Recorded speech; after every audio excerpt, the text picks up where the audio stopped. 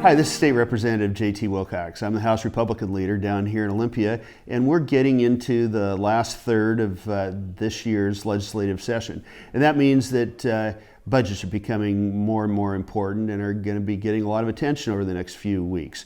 They tend to be written by the majority party, but when it comes to the capital budget and the transportation budget, they have had a tradition of being very bipartisan, and I'm happy with the role that our budget leads in those areas, Representative Mike Steele and Representative Andrew Barkas, have had in trying to create something that's good for everyone across the state.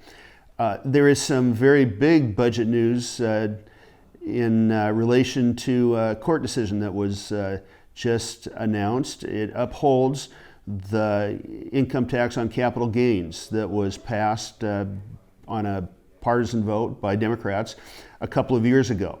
It's true that at this point it doesn't affect that many people because the threshold is fairly high, but the reason that most Republicans are against this is because there's no guarantee that those thresholds will stay as high as they are, and in fact, I'm very confident that over the long run it's going to affect more and more people. And we feel that the $70-some billion that our current revenue system brings in is enough to do the things that are necessary to have a successful state.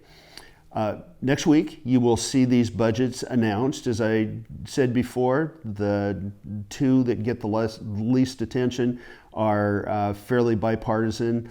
The operating budget probably will not be in the House. We have seen the Senate operating budget. It is relatively careful, and I've seen the Senate Republicans show some support for that. And I think if that was the budget that was ultimately passed, you'd see quite a few Republicans happy with it.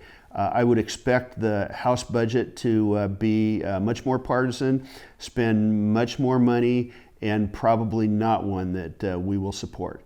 But we've got 30 days to work on this. We're hopeful that we will see further compromise this year.